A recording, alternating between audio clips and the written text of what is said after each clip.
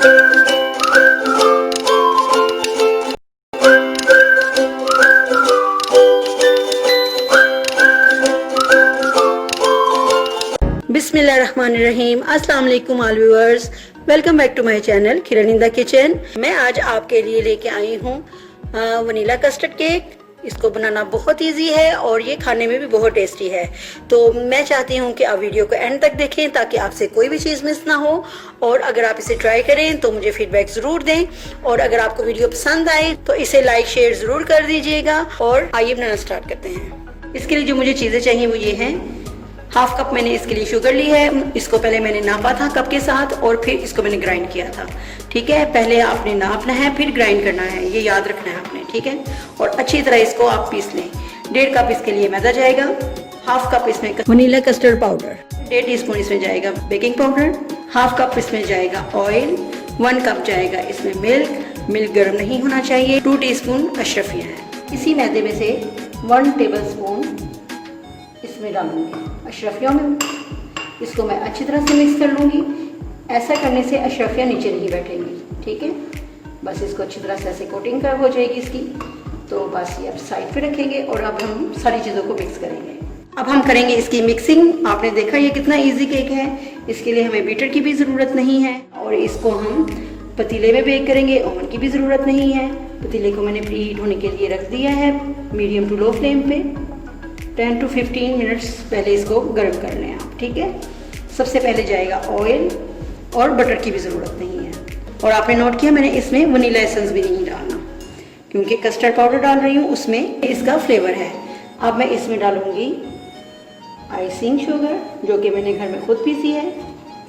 ये मैंने इसमें सारी ऐड कर दी है और अब हम इसे करेंगे अच्छी तरह से मिक्स। इसको आप 4-5 मिनट के लिए अच्छी तरह से मिक्स करें इसको। ये देखिए अच्छी तरह से हमने इसे मिक्स करना है। ठीक है, तो चलिए अब मैं इसमें डालूंगी मैदा। मैदे को हम छानेंगे, थोड़ा थोड़ा करके डालते जाएंगे और छानते जाएंगे इसमें। ठीक है, ये स्टेप ज़रूर किया करें, इससे फ्लफी बनता है। और साथ ही मैं इसमें ये 1.5 कप मैदा था और ये हाफ कप कस्टर्ड पाउडर है और 1.5 टीस्पून इसमें बेकिंग पाउडर जाएगा।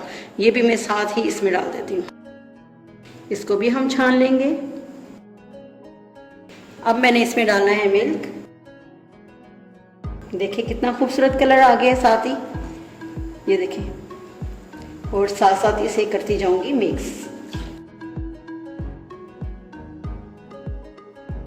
ये देखिए मैंने सारा मिल्क ऐड कर दिया है और इसे मैं अब मिक्स करूंगी इसके साथ ताकि कोई लम्स ना रहे और अच्छा सा स्मूथ सा बैटर हमारा बन जाए। कलर चेक करें आप, इसमें कलर भी ऐड करने की ज़रूरत नहीं। कलर देखिए कितना प्यारा आ गया है। बस इसे आप मिक्स कर लेते हैं अच्छी तरह से।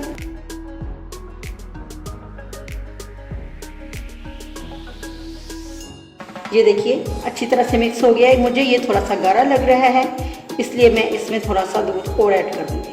तकरीबन 2 टेबलस्पून इसमें ऐड करेंगे, या आप देख लें कि कितनी चाहिए आपको।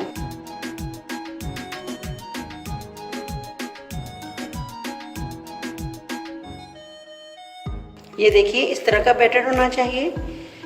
तकरीबन 2 टेबलस्पून इसमें ऑयल किया है। ठीक है, अब ये देखिए मैंने इसको अच्छी तरह से मिक्स कर लिया है। अब इसमें जाएंगे अशरफियाँ, इसको भी मिक्स कर लेंगे अच्छी तरह से।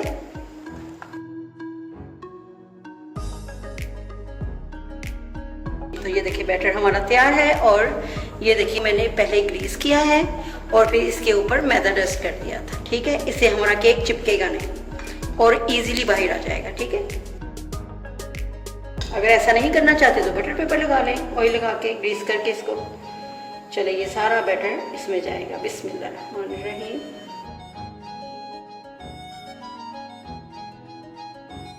इतनी अच्छी खुशबू आ रही है कि मैं आपको बता नहीं सकती। ये तो आप घर में जब खुद बनाएंगे तो फिर आप देखिएगा।